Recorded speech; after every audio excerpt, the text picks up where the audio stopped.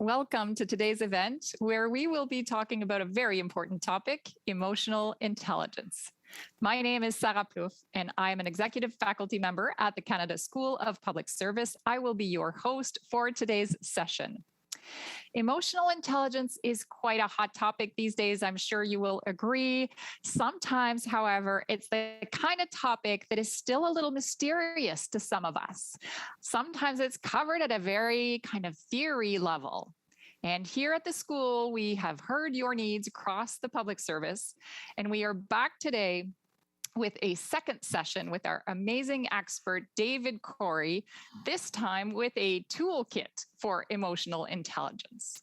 So before we begin, I would like to acknowledge that I'm joining you today from the lovely traditional unceded territory of the Algonquin Anishinaabe people. And I really want to encourage all of you joining this session from all parts of the country today to think about how you can contribute to our country's truth and reconciliation journey, starting with feeling grateful for the land we all live on. I would like to share some administrative details now to support your experience during this session. To optimize your viewing experience, we do recommend that you disconnect from your VPN. And a friendly reminder that we will have simultaneous interpretation available throughout this through the conference lines and the webcast platform tool for this session and discussion. Donc, pour mes collègues francophones, vous avez accès à la traduction simultanée pour cette présentation qui sera présentée principalement en anglais cet après-midi. Alors, vous pouvez cliquer sur les liens dans la plateforme de diffusion ou vous référer au courriel d'invitation pour les détails de la traduction. Vous pouvez communiquer aussi avec les gens du soutien technique si vous avez besoin d'aide. We will start the event with a presentation on the Emotional Intelligence Toolkit, followed by a Q&A discussion. So there will be some time at the end for our expert, David Corey, to answer some of your questions today. So to send us your questions throughout the session, you don't have to wait till the end. You can send them as they pop up in your mind as you're listening to our expert today. We ask that you use the Collaborate video interface. So that means that you go to the top right corner of your screen and click the Participate button. I think it's the little box with the raised hand. And that way you can send us your questions and or comments. We'll get to as many questions as we can. We may not be able to answer all of them, but we'll do our best. So now let's get this session started. Emotional intelligence, as I mentioned, is a foundational pillar of leadership effectiveness and effective teamwork. We all work in teams in the government. And years ago, I think we were less attuned to the importance of emotions and the role that they play in our daily lives and how much emotions actually drive people's actions and thus probably their results, right? But if we agree that our emotions drive people now and that people actually drive organizations, then I think we can all say that learning about how we can understand and communicate and leverage our emotions and those of our teammates, team members, can create massive impact.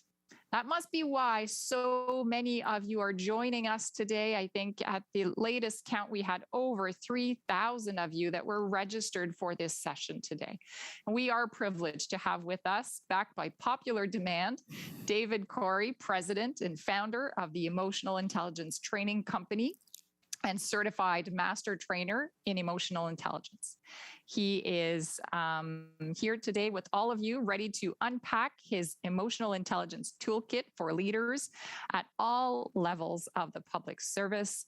Thank you for being here, David, and welcome back. Thank you so much, Sarah. It's great to be here and welcome.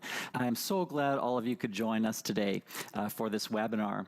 So here we are talking about emotional intelligence, and I think it's fascinating that we've learned so much about the role of emotions in our everyday lives, and we've discovered that emotions play so much more of a significant role in behavior and what we do and how we do it, far more than than we ever thought. And these are skills that we haven't learned in school yet. We will in the future, is my prediction, that all of our future small little humans will all learn about their own emotions and how to have great relationships with other people, how to communicate clearly, and how to fix relationships when they're not going well. And we don't necessarily learn these things in school, at least in a systematic way. And so here we are, learning how to deal with misunderstanding and conflict and fixing damaged relationships and understanding more about the fact that we impact on each other emotionally. And so we wanted to put together a bit of a toolkit for you, give you some ideas of what you can actually do back in the workplace, try to make it workplace relevant, and talk about it in a way that is about plain language and not using fancy technical terms. And there's a whole lot of science behind this. But of course, there's no need to complicate it. Let's try to keep it simple. We're going to start by keeping it as simple as how you're feeling right now. So let's have you think for a moment, how am I feeling right now?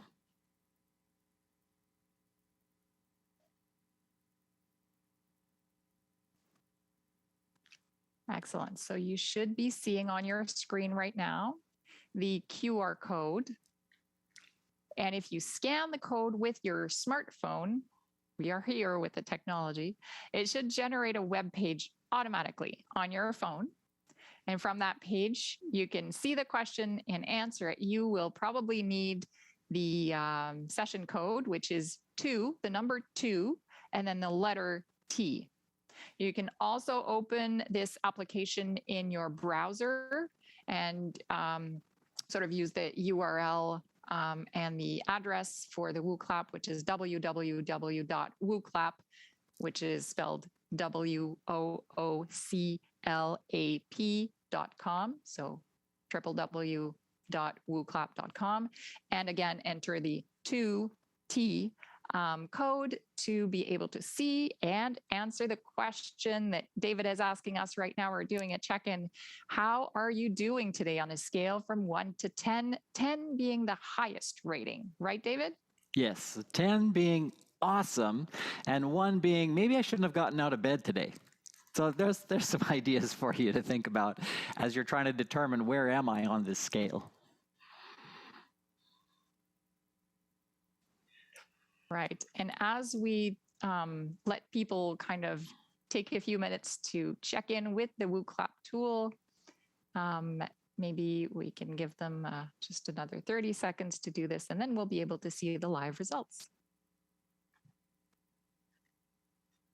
So people are completing right now, Sarah? Is that what is happening? Yes. And if you have a good story for us, you have about a minute and a half. Yeah, people wonder, well, why ask people how they're feeling, and what is the relevance, and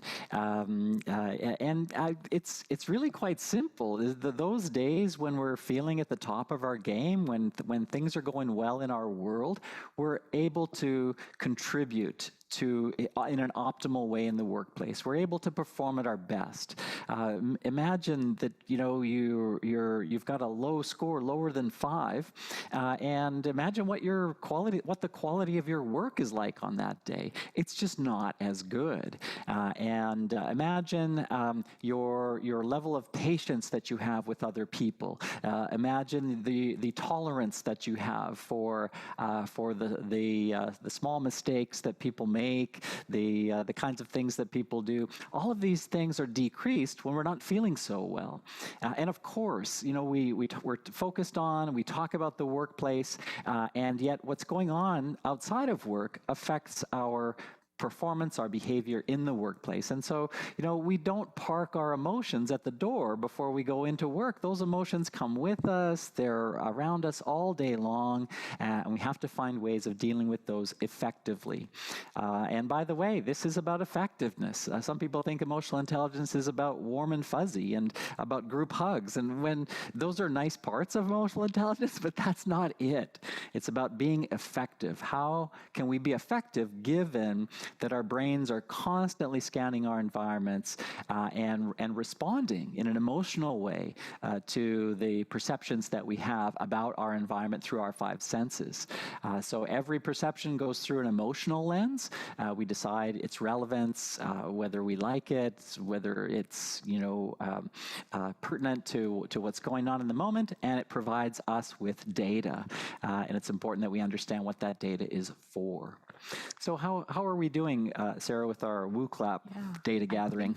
I think we're doing well. I think we should be ready to share some of those results. And some of the processes that you were describing happen kind of sometimes without us even really noticing or knowing that these processes are happening in the background, right? Yes. Our brain is so habituated now and so comfortable with gathering information, analyzing, creating emotions, that we don't always tend to the process or to the screening of all of these. Absolutely. Thoughts. Part of being intelligent about emotions is being aware of emotions. And if we don't believe they're important, we're not going to pay attention to them. Perfect. So I wonder now if we can see the results, and the technical team is going to confirm with me if everyone at home can see the results.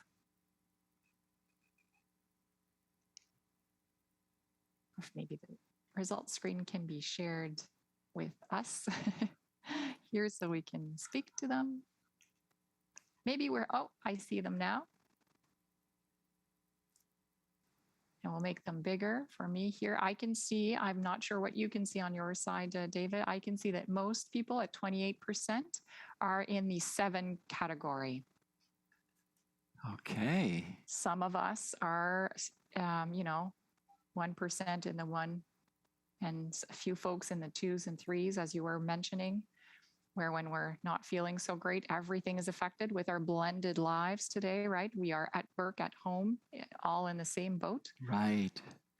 And 7% at 4, 12% of us at the 5 level, 17% at a 6, and then 7 and 8 at 28 and 20 respectively. And a few less than 10% are between 9 and 10.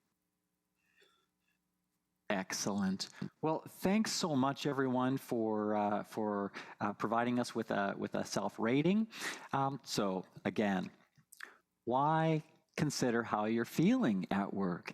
Again, it's because how we're feeling determines the quality of our work to a great extent. And if we're feeling good, we're in the best position to make our best contribution and do our best work. And when we're less than a 5, imagine you're feeling 2 or 3.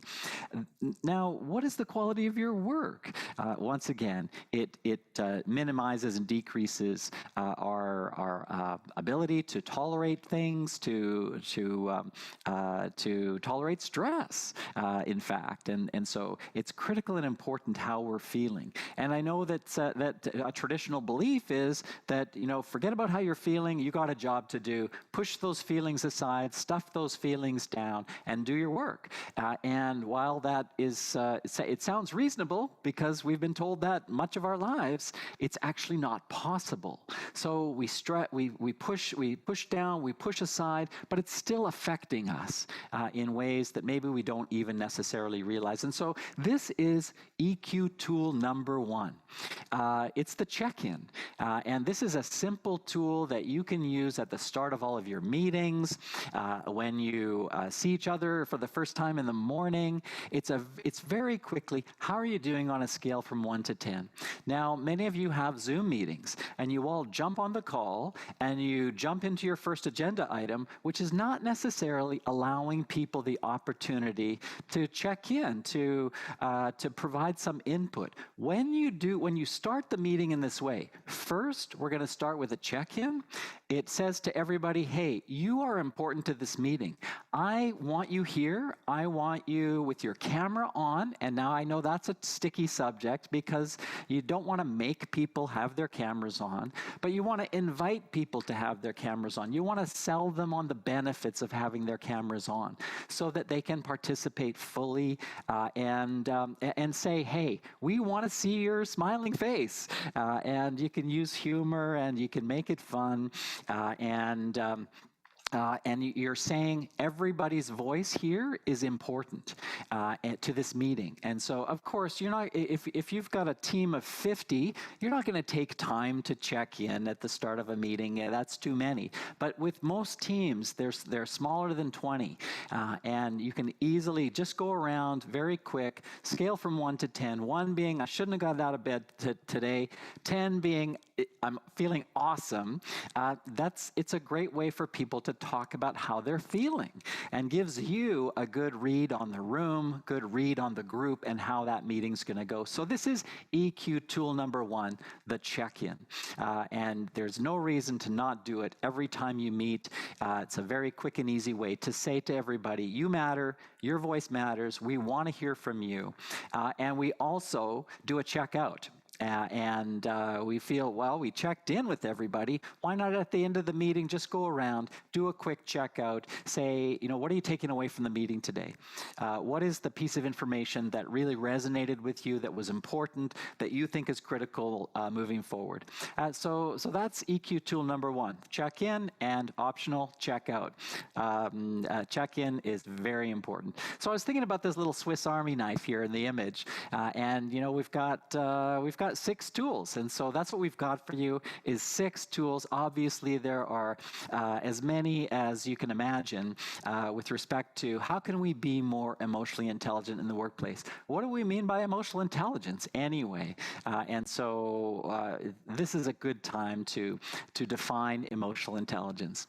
As you may know, and as Sarah mentioned as we started, emotion is critical and important in our functioning as human beings. And one of the things that we've learned from the neuroscience research over the past several decades, because of functional magnetic resonance imaging, fMRI, is that emotion is far more involved than we ever thought in the application of logic and reason. Even right now, some of you are sitting thinking about this presentation, and maybe you're a little bit skeptical, and maybe you think that emotional intelligence isn't that important.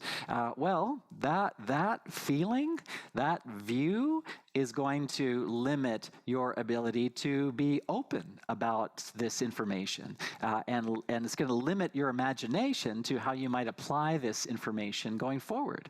So again, the way we feel about things affects our involvement, our engagement in it. And so it's critical and important that we be intelligent about those emotions. Emotional intelligence is the ability to understand emotions, the fact that we are responding to our environment. It's the ability to use emotions. Oh, emotions, I get it. That means that all the people that I'm talking to have emotions too. It's not just about my emotions, it's about everybody else's emotions as well. These determine whether a team is functioning effectively, whether a team is performing at a high level. As soon as we perceive there to be a lack of psychological safety, this is a term made popular by Amy Edmondson. What is psychological safety? It's feeling like it's okay to admit a mistake, to speak up, to ask a question. That's psychological safety, and it's all emotional. We call it psychological because it has to do with the psyche and the brain and the nervous system and all those good things, but it's really emotional safety that we're talking about. How do we manage our own emotions to communicate effectively? I continually get requests for coaching for various managers in all different kinds of organizations of every size, and sometimes it's about communication. And I think that most of the problems and issues and challenges that we face in the workplace are because the right people are not having the right conversations with the right other people. Why are they not having those conversations? Fear. It's the fear of having that conversation. How am I going to handle it if things get out of control? What if people get emotional? These are fears that we have. And so communicating effectively is, despite the fear, having that conversation anyway, which is part of leadership. If you think about what leadership is, it's about stepping up and doing what's necessary, doing what is required, even though it's hard, even though it's challenging, even though it's frightening. It's stepping up and doing what needs to be done. That's leadership. And so a lot of this is so interconnected with leadership, communicating effectively, empathizing with others, knowing that the whole time that you are explaining something to others, that you're impacting on them emotionally. If you've ever been talked down to, if anyone has ever been condescending with you, you know exactly what I'm talking about. So we have to empathize, we have to monitor and watch for how we are impacting on each other. To have better relationships, how do we connect at a deeper level? I'm going to give you some tips on how to do that today. How can we be better at overcoming challenges and managing stress? So we have one quick tip, toolkit item, tool for you to use in many of these different areas here. What do we mean by EQ? You'll hear that word a lot. We sometimes use these terms interchangeably, EQ and EI. EQ is a measure of the skills associated with emotional intelligence. What skills, you might ask? These skills. So this is the world's leading model of emotional intelligence. It was created in the early 80s and it is one of the most enduring and empirical models that we have. And so it's based on scientific research of several decades now. And these are the skills. Now you might think, how is how I perceive myself a skill? Or how is self-regard a skill? Well, how it's a skill is there are ways that we regard ourselves that support our own goal achievement, and there are ways that we regard ourselves that absolutely get in the way. We can get in our own way, and if you've ever gotten in your own way, then you know what I'm talking about. So how do we regard ourselves in ways that are competent, in ways that fill us with confidence moving forward so that we can tackle the challenges that we face? So how can we do that? And then over in self-expression, how do we find our voice? How do we have a voice in the world? And then with interpersonal, how do we have better relationships with people? And then decision making, how can we cut through all of the emotional issues that surround problem solving? And by emotional issues, you all know what they are. They're procrastination. It's avoidance. It's about, how do we not fall victim to unconscious bias? How do we make sure that we're not full of worry and anxiety about the problems that we have to face, which is all emotional and has little to do with our technical skill to solve the problems that we face. And then finally, stress is such a big and important area for all of us. How can we develop the skills to better manage stress and deal with the stress that we face in life? Okay, so this is the model of skills and competencies. We're going to dive in and give you some tools right now to deal with some of these things, starting with self-perception. So self-perception is all about how to have the ability to know yourself, know your emotions, accept yourself the way you are, have self-confidence. And the tool that I thought up for you is called the Self-Regard Boost. There is a philosophy, a way of thinking about human beings in Africa called Ubuntu. And in Ubuntu, this is the whole idea of I am because we are. I only exist because of others. And so how do we develop our self-regard? It comes from those that are around us, that give messages to us about whether we belong, whether we're important, whether we do good work. And so for this self-regard boost, this is for you, for every one of us, to take every opportunity to boost the self-regard of others. So this we do for each other. So how can we recognize good work? How can we acknowledge the contributions of others? How can we make sure that people are appreciated? And sometimes it's as simple as a thank you. Thank you for doing what you do.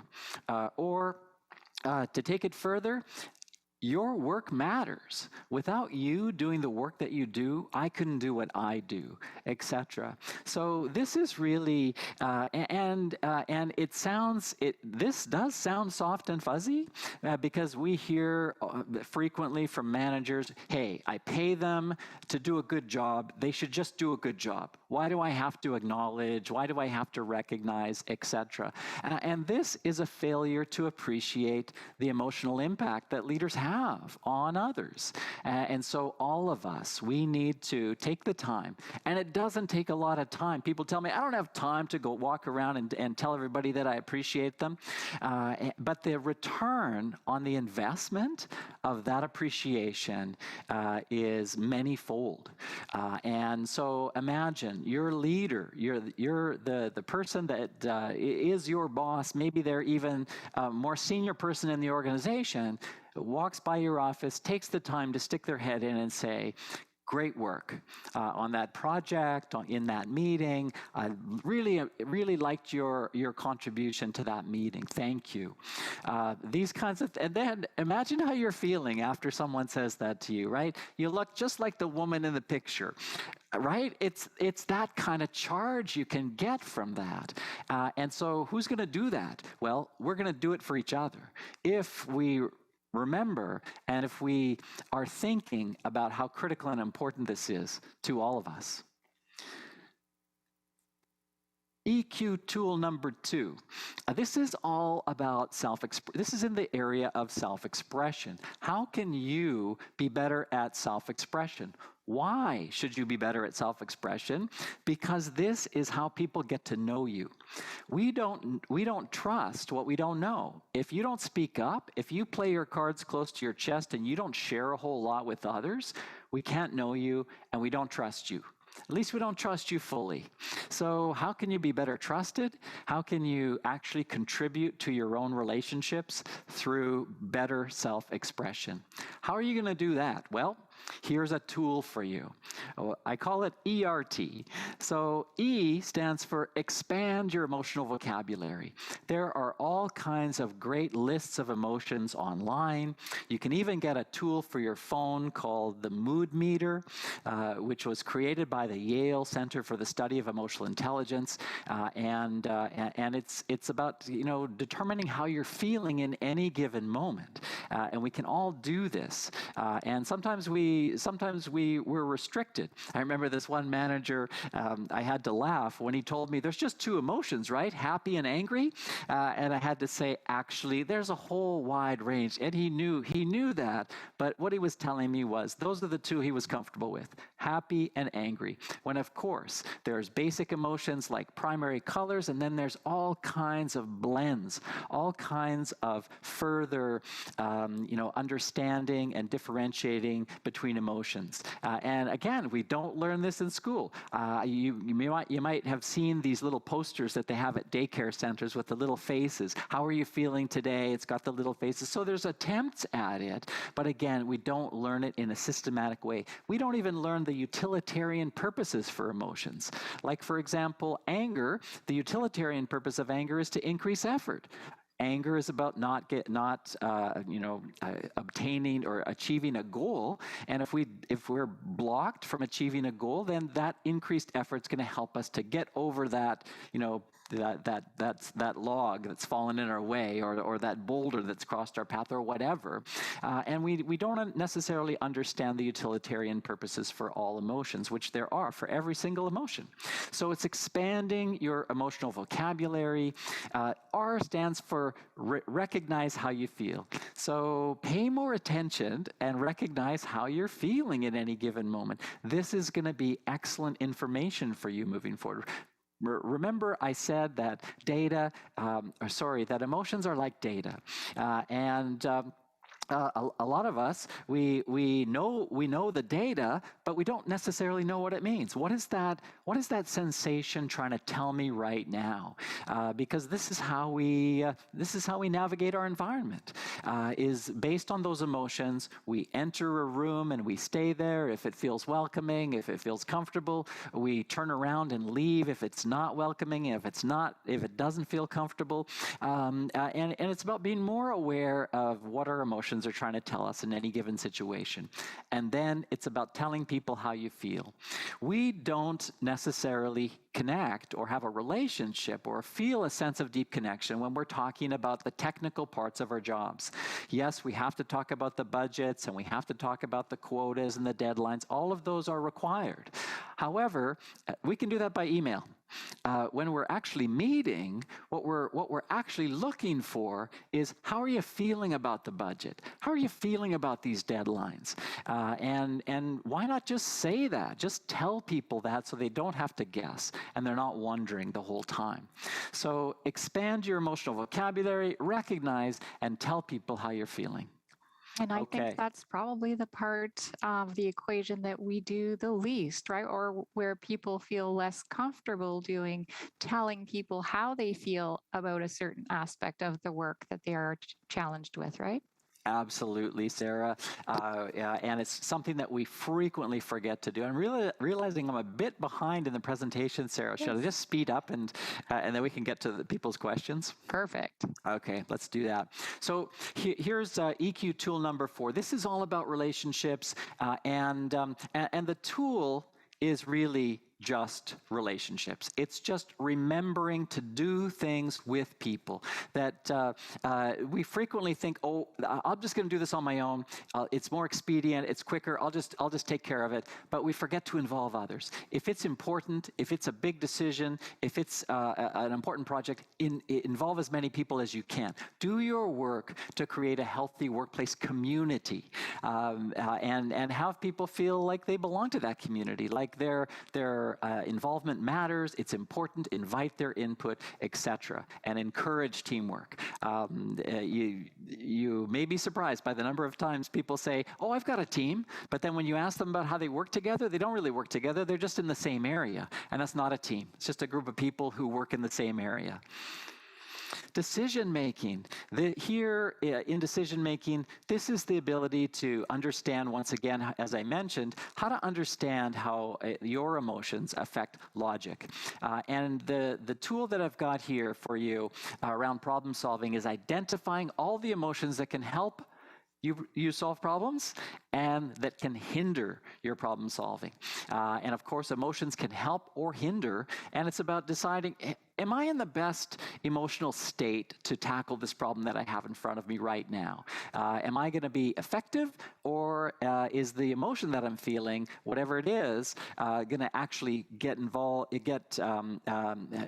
it actually going to hinder my ability to tackle this problem? So tool number 5 is around problem solving, focusing on the emotions involved in problem solving.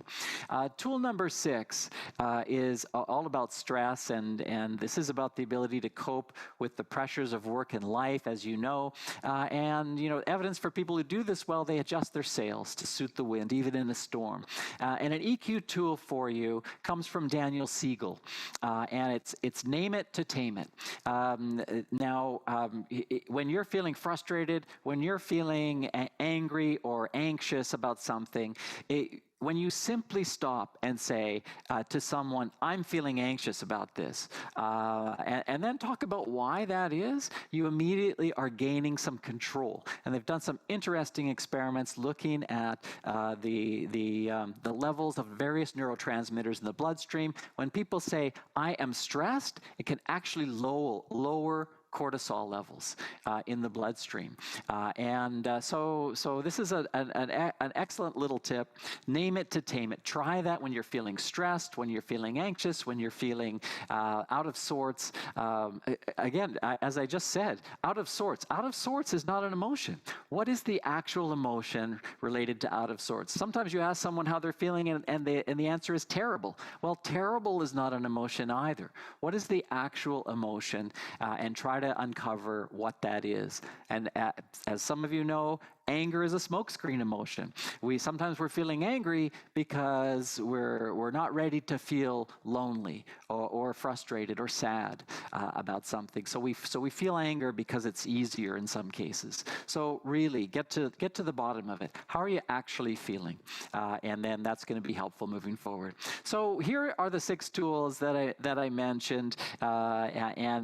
So check-in is number 1. Self-regard boost is the second one. Remember to boost each other's self-regard. Number 3 is about expressing your emotions to others. Expand your vocabulary, recognize your emotions, tell people how you're feeling so they don't have to guess, and they can get to know you, get to know what sorts of things excite you, or what sorts of things you like and what you don't like. And number 4 is creating community. Remember to do things in teams, bring people along with you, invite people in. Number 5 is remembering that problem solving is emotional, and really getting to the bottom of why you procrastinate or why you feel worried or anxious about various things. Number 6, name it to tame it. So now I want to ask you to try to think about which one of these tools resonates most with you. Which one are you most likely to use? Just think about that for a moment. Which one are you going to take away and actually use back in the workplace?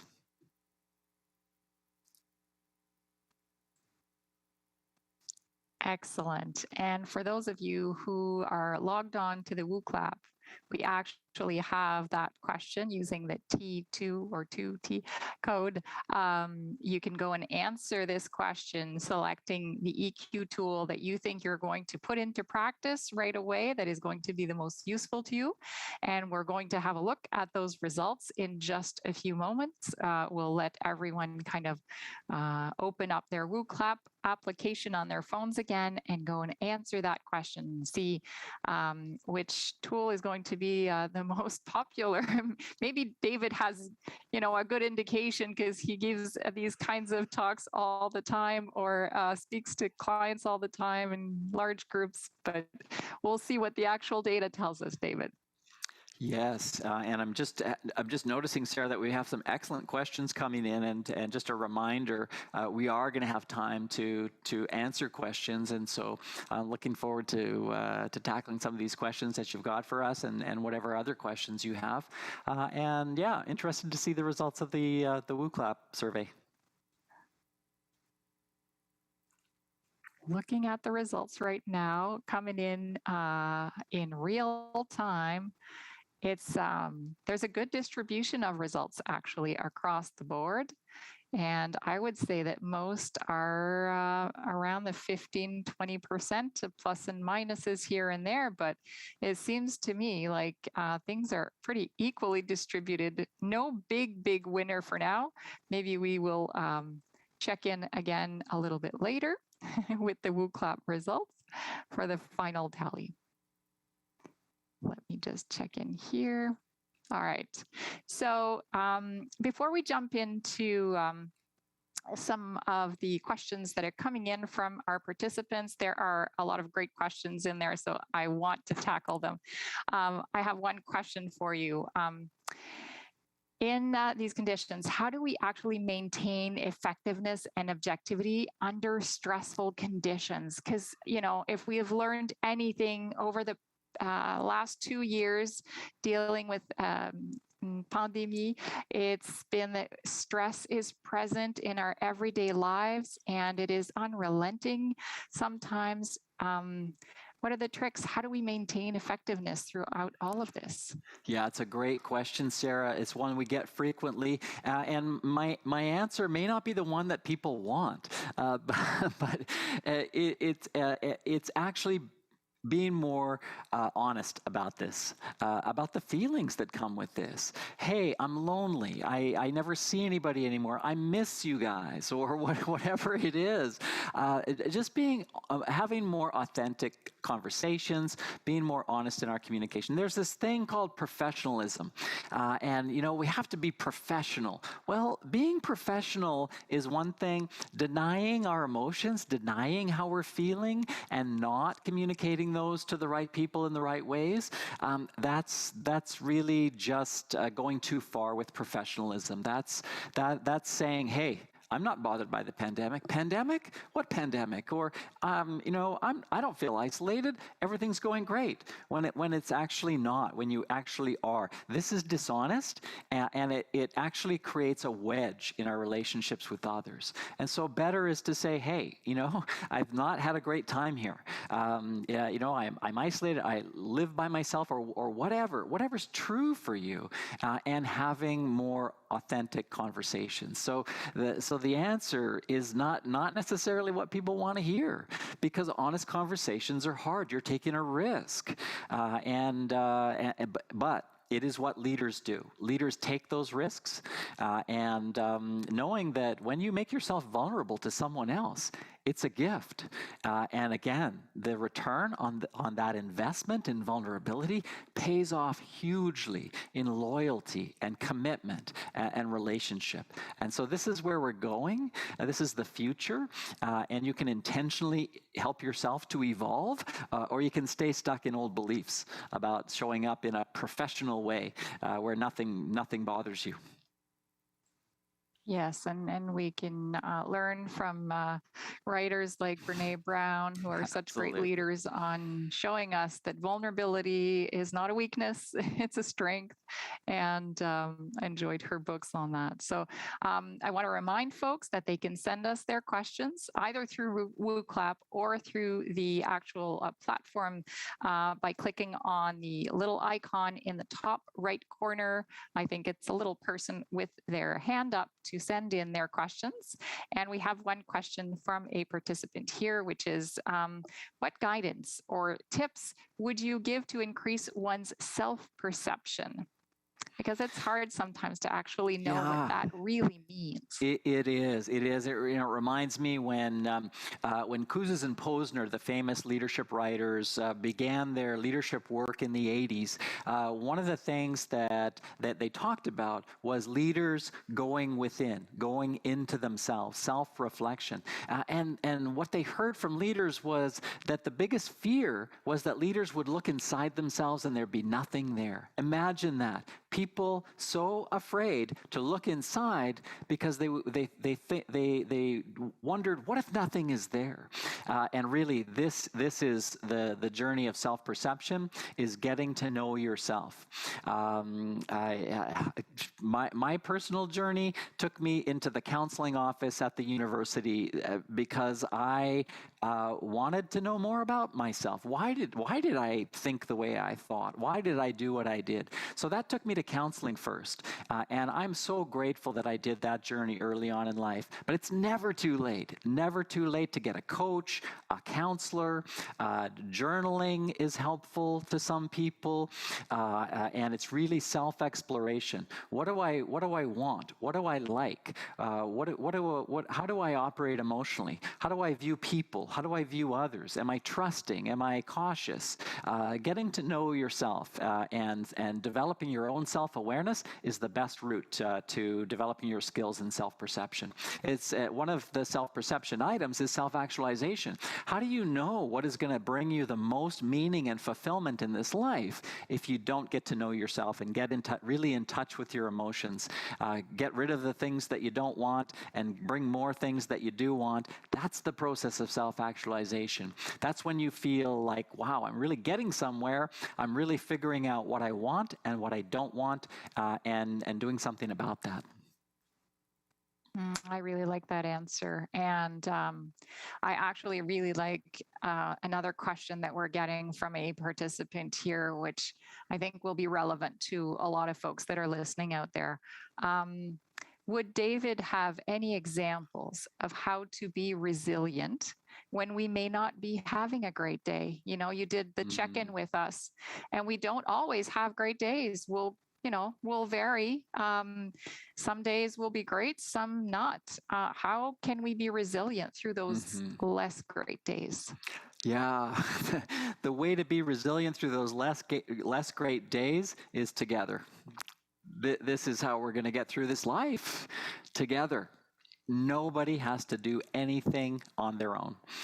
There are people all around that want to help, want to support, that want to listen. And it's just saying, hey, not having a great day. And again, if you do this checkout at the start of your day or at the start of a meeting and someone is less than a 5, you go over to that person afterwards and say, hey, do you want to talk about it? I couldn't help but notice that you were a 3. That's pretty low. Hey, you want to talk about it? I would be a listening ear for you. And sometimes we have to reach out ourselves. Sometimes we have to say to a trusted colleague, a coach, a counselor, hey, things are not going well. I can't seem to pull myself out of the below 5 ratings in check-in, and doing something about it.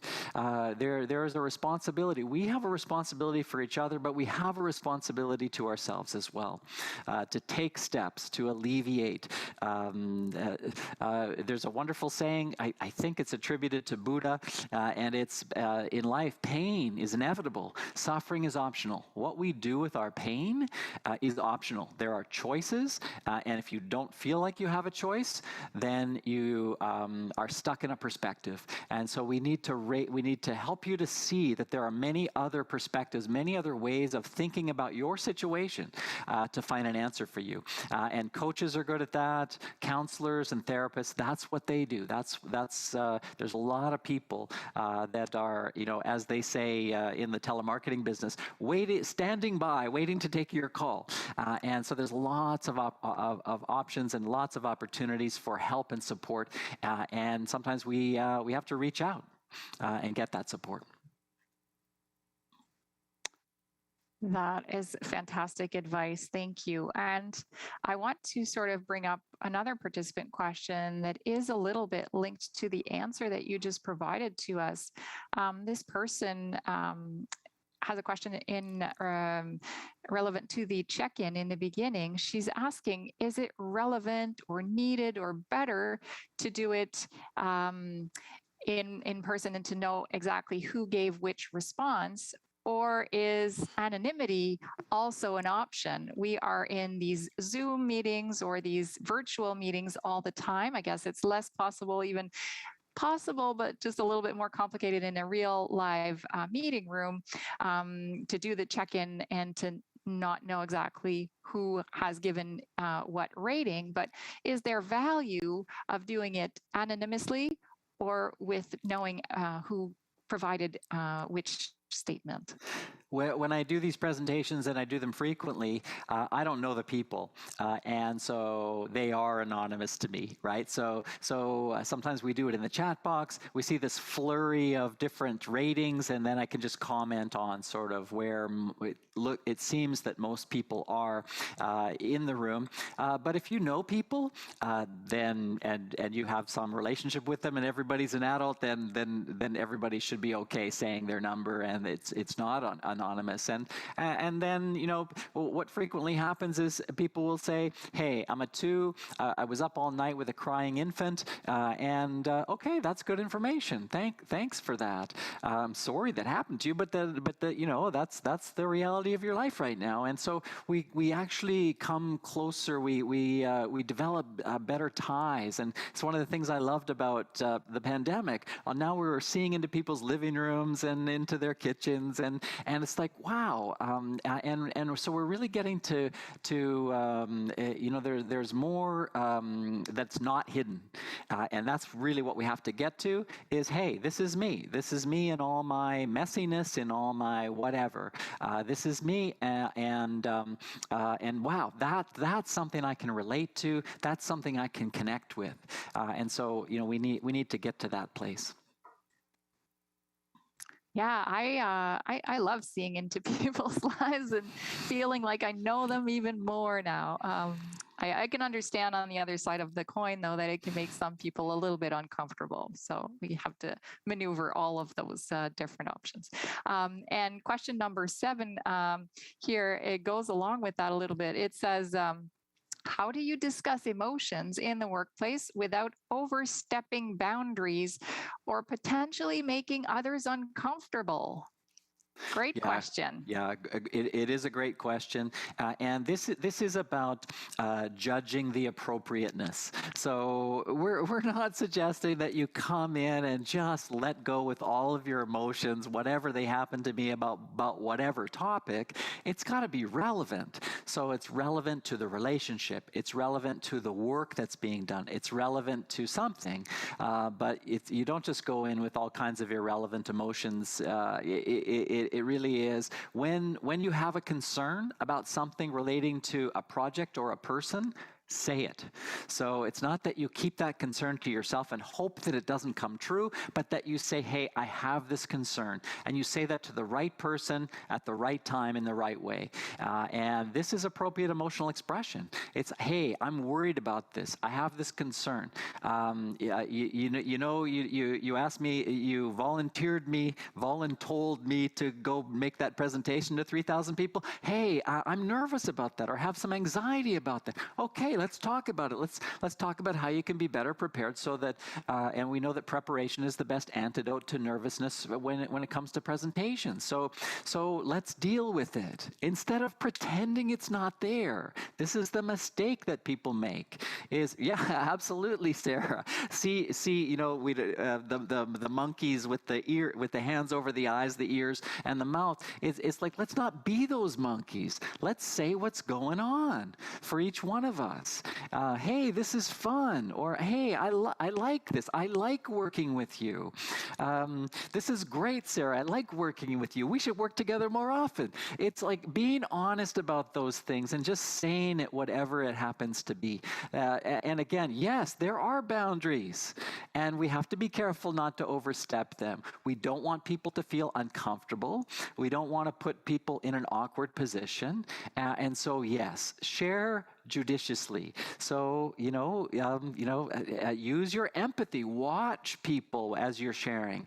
Ask for permission to ask a question if you're not sure if you can ask it. If someone says they're a 2, say, hey, I couldn't help but notice you were a 2 in the meeting. Do you want to talk about it? Ask for permission. Consent is critical and important in all kinds of ways in relationships. You need consent to talk about certain things. So get it. Yes. Consent is a very, very important topic when we're talking about these sensitive subjects and emotions. I also kind of want to think about the fact that growth kind of happens when we're a little bit uncomfortable. So it's just knowing where to push and where to stop, right, I guess. And in that regard, I think it brings us to our next question, which is about a term and a terminology that we hear more and more about in the leadership and in large organizations. Having a more human-centered organization or approach is key and will be key in our future. So the participant is asking now, how can emotional intelligence actually help us towards achieving more human-centered organizations or approaches? Yeah, it's a great question. And, sometimes I like to say that emotional intelligence is the scientization of human skills. What we're doing here with emotional intelligence is we're really just acknowledging the importance of emotions, which is critical and central to humanity, to being human. And what this model that we've presented is a scientific, structured way to both look at and understand human behavior, but also to develop our skills so we can thrive. Because coping, while this model, it is a model of mental health, and these are mental health skills, we don't want to just use them to cope, although that would be a critical first step, is to cope. But then it's about thriving. How do we then take these skills and actually thrive, to be on top of our game, to perform at our highest level, to be the best leader we can be, to be the best team leader we can be, to be the best team member we can be, to be the best customer service person, or and I know there's not a lot necessarily of salespeople in the public service, but how can we be better at positioning and influencing the perceptions of others, which is what sales essentially is influencing perceptions to get everybody on board, to gain buy-in from everyone. How can we do that in the best possible way? And it's understanding that there is a set of foundational skills here that everybody can pay attention to. You can, learn more about your foundational skills by using an assessment tool like the emotional quotient inventory, which gives you gives you scores in all these areas, gives you an EQ score, and then go from there and develop your skills by getting a coach, by taking courses and being involved in workshops, etc. So there you go. Amazing. Another really interesting question that has just come in. I think we may have all been in this kind of situation before. So I'm going to put you on the spot, David, and ask for what we should do when we're in this situation. This person was able to put herself out there and be vulnerable and shared some of her thoughts and feelings with team members. And she's asking, he or she, I don't know, how do we move forward if we ourselves are vulnerable and tell people we're not doing so great? And it just kind of sometimes it lands funny and people, creates a bit of an awkward silence. Maybe people don't know what to respond, right? Yes. What do we do in those moments? Yeah, it's recognizing and understanding that people don't necessarily have the responses that we want.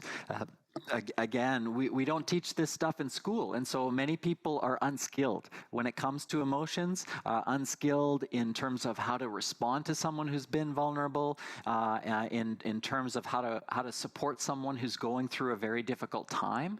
We are terrible at it in general, we human beings in our society, again, because we don't learn how to do that. And so what you might end up doing is giving people a lot of grace for doing it badly, and know that you put it out there, and good for you. And again, we just may not get the response we want, and just say, hey, we're just a bunch of imperfect human beings, sometimes really not good at some of these things that we wish other people were good at. It's just like a significant other relationship. You want them to be good at certain things, and they're just who they are. And so we take the good and we find ways to tolerate and deal with the not so good. And at least it's kind of opened the floor, yeah, and potentially readied people for the next time this comes up, or for when they feel like sharing their own day when it's not going so well. And then the group can, learn through these experiences and have better and better responses or more openness to these kinds of situations and information sharing. Absolutely. I'm just going to flip to my last slide here while we talk about the last few questions, Sarah. So if anybody wants to get in touch, please feel free to do that. If you have any more questions that we don't have time for today, I'm happy to take these questions anytime by email. Excellent. And thank you for doing that, David. Now everyone will know where to get help for themselves, for their team and their team members. I have another question here. It's about the unconscious biases that we all have. Yes. I wish I didn't have them, and I'm not even aware of all of them. Keep learning new ones every day, unfortunately. But this question is about how do we check in on our unconscious biases so that they're not clouding our decision making on a daily basis? The thing is, we can't check in on our unconscious biases because they're unconscious. So it's about making the unconscious conscious. So it's about recognizing that who you are, the color of your skin, your ethnic background, where you went to school, how you grew up, all of these factors bias you. And it's about recognizing and acknowledging that and saying, okay, so these are ways that I am biased, and make them conscious. Now they're not unconscious biases anymore, operating in the background and maybe influencing you in ways that you have no idea. Now they're out in the open, they're on the table, and we can deal with those. So it is about making the unconscious conscious to the best of our abilities, and just saying, hey, asking the team, in what ways are we biased here in making this decision? What are we overlooking? What perspective have we not taken into account? Excellent. I have a tricky question for you. I may be throwing you under the bus. I love tricky questions. Love them. How do you discuss emotions in the workplace? Oh no, sorry, I have the wrong question here. Let me pull up the right one. Sometimes things move as I'm doing this, and now I've lost it. Is it the neurodivergence question, Sarah? Sure, we can. We can. We get this question frequently. As a neurodivergent person, I face barriers to emotional intelligence. Absolutely, and when I think about neurodivergent people, I think of the Big Bang Theory and the characters. Those university professors. They're very bright guys, young guys, who struggle with emotions. They don't always read emotions. They don't always get emotional situations. And I think of Sheldon particularly. If you haven't seen the show, don't worry about it. But it's just about anybody who's extremely smart. They have a high IQ, but they sometimes miss emotional cues. You can learn about emotional cues. You can ask people about their level of comfort or discomfort. You can check in with others and do it. One of the EQ competencies is actually reality testing, where we check our perceptions of reality with others. And everybody can do this, no matter how neurodivergent you are. And some of the CEOs that I coach are. It's like, I know that this is the way you are. Just know that it's not the way everybody is, right? Not everybody is like you. People are different. What makes them upset or what moves them or what is important to them is different than what moves you, what upsets you, what's important to you. And by not acknowledging what is important for them, this one company, they were facing a big lawsuit, and the CEO was extremely optimistic. He knew they were going to be successful in the lawsuit and everything was going to be fine, but everybody else was freaking out. And I said, all you have to do is acknowledge that people are freaking out, not dismiss the freaking out and not overlook the freaking out, and don't tell them to not freak out, but just say, hey, I get it. Your retirement, your life savings, everything you've invested is on the line. I get it. It's rough. But maintain his positivity without disregarding the emotions of others.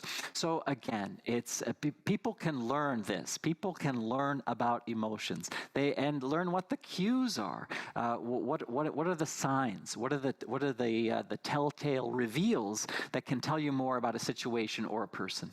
So I think you can learn it no matter what your neurodiversity is. Apparently Silicon Valley is full of them, and I've coached many of them as well. They can learn. Well, we're all learning. Absolutely. We're all on this long journey of learning, self-discovery, learning about how others are different from ourselves. So it's a continuous slope, hopefully. I found the question I had lost before, so I'm going to go ahead with that one now. It is asking, knowing that, the government and the public service is a very large organization. It is a very still hierarchical organization. And so this question comes, how can emotional intelligence be applied in a hierarchical institution or context? Would it possibly undermine sometimes or strengthen the relationship between the boss and their subordinates? Yeah, emotional intelligence is all about strengthening the relationship between a boss and their subordinates, and really it's about how the hierarchy impacts people. So if we can understand more about how the hierarchy impacts people, and recognize that because you're a level above doesn't make you a better person. you're a person. You're a human being, just like all the other human beings that report to you. You just have a different accountability. You have a different responsibility. And then it's about taking that responsibility seriously and then developing the skills that you need to be a 21st century leader. 21st century leader is someone who recognizes and appreciates others, is someone who involves others, who sends the message, you belong. And really, the belong is my favorite addition to diversity, equity, and inclusion. It's diversity, equity, inclusion, and belonging. How can we make everyone feel like they belong here? How can we how can we increase psychological safety? Make it safe for people to, again, be human. And leaders do that. It's when the more senior people say, hey, I made a mistake, we're operating under this information. Now we've got new information. We're changing direction. We're changing course. And this is why. And so that everybody understands, instead of those people up there, they keep changing their minds. People only say, those people don't know what they're doing because those people who know what they're doing haven't communicated that they know what they're doing to the right extent. And it's one of the big learnings from the pandemic is that we have people who don't understand the science. That's because the people who are involved in the science haven't communicated it well enough. That's why we have things like, people against some of the scientific decisions, is because they don't understand it, because no one's explained it to them and developed the relationship of trust. There's been a lot of mistrust that's been happening as a result of the pandemic, and that's because the leaders, the people who are in positions of power, haven't developed their skills to the point where they've been able to effectively develop relationships of trust so that they are believed. When you talk about the importance of some of the scientific discoveries, people actually believe it because there's a relationship of trust. When no trust, no belief. Yes. I'm going to use that at home these days with my 16-year-old. Doesn't seem to believe everything I say, doctor. I don't know if that's just something that happens elsewhere. I have another great question here, which is, what do you suggest is the most important tool? It's very current, very relevant for a lot of us. Important tool for a team readjusting to being physically in the office together. We've kind of lost the habit of doing that. How do we get back into it? Yeah, and one of the things that strikes me about the question and where it's coming from is safety. And some people are still concerned. COVID is still out there, and we don't want to forget that. We don't want to just assume that everybody's safe with no masks or everyone feels okay with no masks. We need to ask. Again, we need to be authentic and honest about asking and ensuring that everybody feels safe. And then, yeah, it's going to be weird. I've done a couple of in-person training sessions, workshops, and a strategic planning session, and they were a little odd because, yeah, it's like, how's this going to go? And so it's really understanding and recognizing and acknowledging what's actually going on, which is really the answer to all these questions. It's like, just be honest and say, this is weird, or this is a bit awkward, or I'm not really sure what to do here. Do we shake hands? Do we bump elbows? What do we do? And just saying, what's okay for you? This is what's okay for me. What's okay for you? And again, having a great negotiation and compromise. I think that's where the question's coming from, but I'm not sure. If I missed the mark on that one, ask again. Yeah, keep those questions coming. We have a little bit of time left, and we do also want to go back to the Woo Clap. The team has let me know that the results are in and have been tallied, so we're going to go and have a quick look at that. Hopefully everyone at home or in the office can see the results as well. So I don't know if you can see them, David, if you want to comment or if you need me to provide some of the numbers there. Yeah, I can't get it large enough on my screen, Sarah, so you'll have to tell me what. All right, so option one, which was the check-in, is at 17%. And option 2, self-regard booster, is at 17% also. The ERT that you explained, which I think would be very useful for me and my team members, is at 13%. Creating the community and doing it together, establishing all of those key relationships and working at them, 14%. Problem solving at 15%, understanding the emotions behind the problem solving and tackling things when we're emotionally ready to do so, as well as the last one, or number 6, which seems to be the most popular option right now at 24%. People are saying they're going to start using this tool right away and it will be useful for them and their team members. Excellent. Well, that's really interesting, Sarah, and I'm so glad that people found something helpful from those tools. And it's interesting how close the other ones were, the other 5 were, and interesting that the name it to tame it, it's a really important thing. And again, when we're feeling out of sorts or having an off day or feeling anxious, anxiety, as you know, is undifferentiated emotion. It's an undifferentiated nervousness or fear, but again, it's about getting precise, about cutting through the cloudiness and discovering what is it exactly, what's the fear about, what am I actually afraid of, and isolating and pinpointing those things. It can help us so much in finding a way forward. So I'm glad that the tools were useful for everyone. Excellent. And before we go on to the next question, I also want to mention that a very smart participant watching this reminded all of us in the public service that we all have access to employee assistance programs. If we are dealing with tough situations, if we are having bad days, if we are struggling emotionally, mentally, we can reach out. It's free and accessible for everyone. We also have in-home other kinds of programs that help us talk through difficult situations with team members, conflict resolution help, and peer-to-peer coaching programs. I know that in my past role, I absolutely benefited from some of those services with my team members, and it was really, really useful. So just a little bit of a reminder that some of us have, or all of us have, access to some of these great tools. Thanks, Sarah. If I could just highlight that point by saying that it was counseling and therapy that helped me to learn who I was, and then counseling and therapy helped me get through the darkest moment of my life, which was losing my 23-year-old son.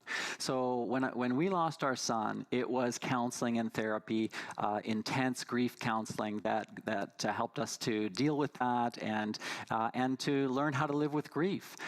And I wouldn't be sitting here today talking to you if it wasn't for counseling and therapy. And I just say that because there's so much stigma around it.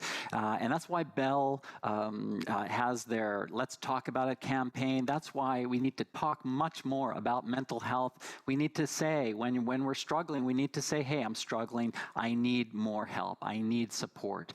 And so it's up to each one of us to both reach out and to notice and recognize when someone might need it and not be reaching out, and just to say, hey, there's lots available for you, including me as a friend and colleague, or whatever your role is, or as a boss. I'm here to talk to. I realize or recognize that you might not want to talk to me. However, it's important that you talk to someone. Again, we human beings, our tendency is to isolate when we're experiencing extreme issues, and what we really need to do is to go to strength, go to someone who can support and help, and again, could be a friend, colleague, coach, therapist, counselor, boss, whoever you trust, to say, hey, I need help. Yes, and sometimes it's helpful to share some of our personal struggles, personal stories, to make them feel like they are not alone and they're not the only ones who have struggled, who have needed to ask for help or get support. And Yeah, some of our leaders are doing that more and more, and I feel like when leaders do it, whether it is taking time off for mental health and recuperation, or speaking out about some of their challenges that they faced and that the struggles, like real deep struggles that they have had and that they're going through, but that they're working at it, and it's not perfect, but they're working towards solutions and getting help. It kind of provides all of us the kind of the permission and the opportunity to think about solutions and to view things a little bit differently. Like, it's not just us, and we are not alone in this boat. A lot of us are facing these kinds of issues, and maybe there are solutions, and maybe there are people out there that can help me, and maybe talking about it is actually the way to go. But it is difficult sometimes when we're faced with these situations, as you're mentioning. Our tendency seems to be to kind of fall back onto ourselves and not want to voice this to the world. But thank you for sharing your experience with us, David. I do have another question here, I think, that I haven't touched on, which is what can be done to help us recognize and understand the emotions of ourselves, for ourselves and for others. You know, sometimes you've mentioned that there were those key big emotions that everyone recognizes, and then all of these more subtle, nuanced emotions in between. How do we recognize them a little bit more easily? Yeah, good question. And that is really about developing our emotional literacy. We have to move beyond mad, sad, glad, and fear to recognize there are all kinds of other emotions, and they're subtle. And emotion researchers say that we probably don't experience just one emotion. We probably have others. And we haven't really talked about what emotions actually are, but they are biochemical reactions in response to stimuli in our environment.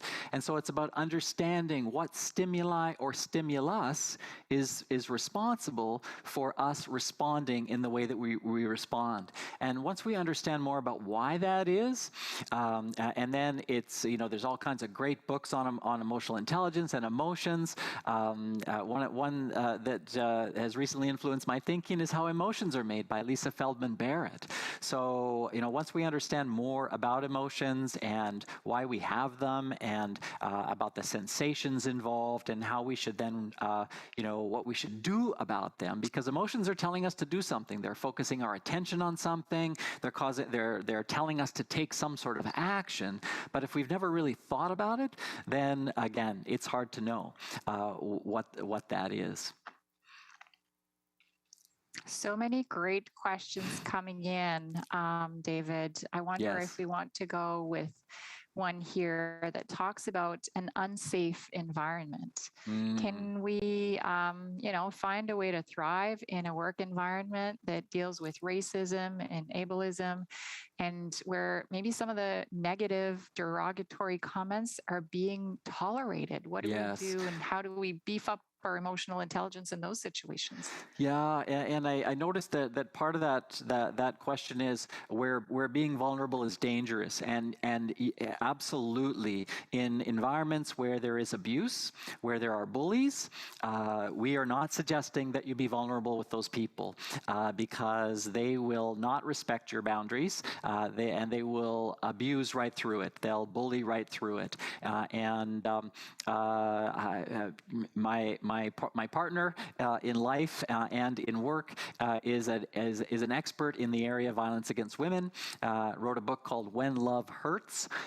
If you think that you are in an abusive relationship or want to understand more about supporting people who are in abusive relationships, read that book, When Love Hurts, by Jill Corey and Karen McCandless Davis. And they say, speaking up, being assertive is not always the answer, because it could be dangerous, and your safety is critical and important, and we want to make sure that you take care of yourself and that you are safe. However, you're not powerless. You can bring to light some of these issues, and there are people that you can tell where it's safe to reveal that information. And when there's unsafe work environments or racism or ableism, where comments and behaviors based on these issues are tolerated, then you need to tell someone. It's like the sign at the the airport. See something, say something. And again, this is about knowing better so you can do better. So who do you talk to? You can ask around. You can ask professionals that are in associated work teams where maybe it's more safe to talk about these things. Find someone safe to talk to and determine what to do. And if there's a group of you who are experiencing this behavior, there are strength in numbers. So form an alliance and decide what you want to do together. No judgment for people who don't want to be involved, but just asking for support. And again, it's about being authentic and being honest and bringing that forward in a way that is safe, because we don't want to put you in further danger. So again, there are things you can do, and it's about figuring out what those are and bringing these things to light. The best disinfectant is light, and when we can bring things out into the open, they have a chance of changing. When they stay in the darkness, they don't. So we need to bring things into the light, however you can. Yeah, I'm not sure we're going to have a chance to get to all the questions, but I do want to touch on this one, this next one, which is what can we do when our leaders are kind of discounting the importance of emotional intelligence? And maybe they're not aware and they don't have all of this brilliant information that you're sharing with us today, and thus they don't believe in the concept, they don't know what it is, and they're not comfortable there. What do we do? These are people who are hanging on to traditional beliefs about the workplace, traditional beliefs about leadership, about the hierarchy, and they would probably just prefer to keep telling people what to do because it's easy. It's easier and it's comfortable because that's what they know. To be a more emotionally intelligent leader requires work, and you got to develop these skills we're talking about. You have to invest in yourself. There is a track that you can follow, and you can be a more emotionally intelligent leader. But those people often don't understand, and here's where all of us can come in, is by helping to educate them on the return on investment. Everybody wants to know the return on investment, and the return on investment for developing emotional intelligence is whatever that person cares about. You can position emotional intelligence development with whatever that person cares about, whether it's service quality, whether it's being on time or on budget, whether it's employee engagement, whether it's retention, whatever the issue, you can position emotional intelligence skills with respect to that metric that leader cares about, and show them by increasing emotional intelligence skills, having people working more closely and more productively and effectively together, we can address all those issues: productivity, morale, engagement, retention, attraction of top talent, all these issues that organizations struggle with. You can position emotional intelligence development with respect to, and maybe they just have never thought about it before. They're still, and some organizations have told me, quite frankly, we have to wait till these people retire till we can become an emotionally intelligent organization, because they will never agree. And those are the dinosaurs that we have to wait till they become extinct. And they are becoming extinct. And we can help by providing knowledge, education, and information. That's the only way. Yep, some lessons to learn there about, what techniques they used that worked well and the others that didn't, and just learn from that and innovate and look towards the future, right? We do have a few questions about definitions. There seems to be, all these terms, emotional literacy, emotional intelligence, and then psychological safety. Can you maybe differentiate Sure. between all of these for us? Absolutely. Let me just say, emotional intelligence is how our brains work. So that's the first part. It's really being intelligent about emotions. And then there's lots of people who, with their own models and their own approaches and ways of doing emotional intelligence. Then there are things like psychological safety. Again, this was made famous by Google with their Project Aristotle research on what makes high performance teams perform at high levels.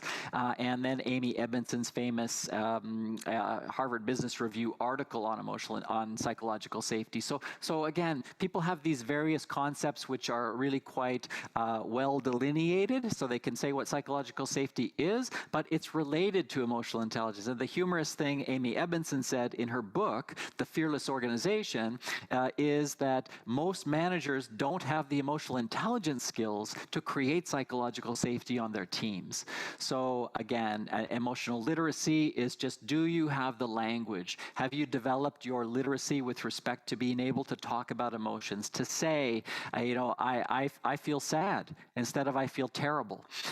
These kinds of things are only going to help as we become more precise and more concise in our communication with each other.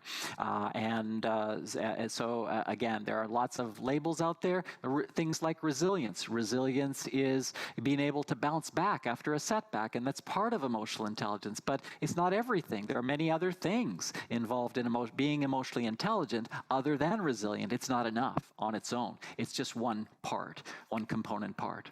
So these may be component parts of something, but most fall under the umbrella of being intelligent about emotions, because that's our life as human beings, is being intelligent about emotions.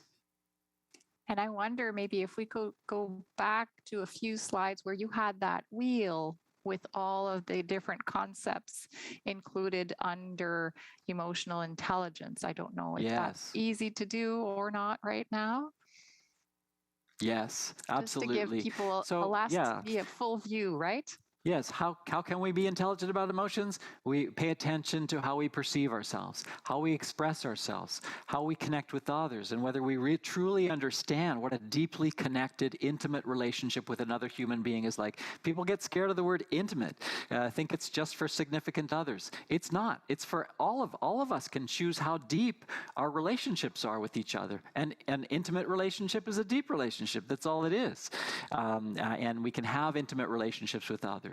And know who has our back and whose back we have, and know who's going to follow us anywhere. And we can know these things. We can intentionally create these things. And then again, decision-making is all about all of the emotions that surround our cognition and our logic and our reason. Some of the things that we have thought were all important are not all important, but they are somewhat important. And there's no EQ, IQ binary. Some people, talk about the binary. There's no binary. Our brains process everything related to IQ and everything related to EQ, and they work in concert together to create great outcomes for us, because, again, everything is emotional. So, and then, of course, stress has its own category, because it's important to understand more about how we can respond and react in stressful situations. Again, name it to tame it. Be flexible. Be able to accept things that are beyond our control. That's flexibility. Optimism is, can we see what's good about something instead of, being critical and negative and dark about everything. And managers tell me they're not a pessimist or an optimist. They're a realist. And I say, well, being a realist is good, but it's not very inspiring. And part of a leader's job is to inspire others, to be excited about all the possibility and talk about that there's possibility for the human race. We just have to focus on emotional intelligence skills, and it will be okay. That's a great way to conclude things. All good things have to come to an end. So I wonder if you could then maybe switch back to your last slide so that people have your name and how to reach you if they need you, and if they need more information there, David, great. So on behalf of the School of Public Service, I would like to thank you for being part of today's discussion from coast to coast to coast. Thank you for all the really interesting questions. You kept us on our toes, and you kept David very busy for the full session. So I would like to extend my deepest thank you to you, David Corey, for joining us today and helping to fuel this important dialogue for us in the federal public service right now as we undergo deep-rooted culture change. And I do hope that everyone has enjoyed today's event half as much as I did. I love talking about this topic. It is so fascinating. And the more you know, the more you think you need to know, and the less you think that you actually know and more to learn. So to continue on your learning journey, guys, please visit the Canada School of Public Service website.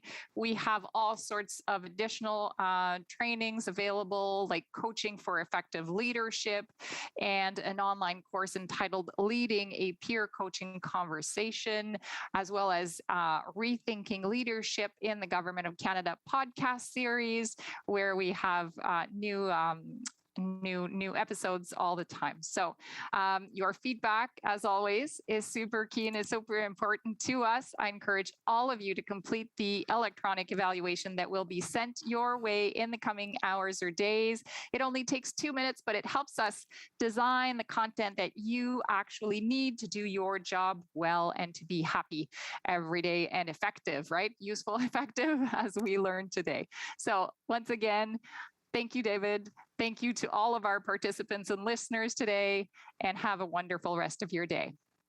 Thank you, everyone. Thanks, Canada School team. You guys were awesome.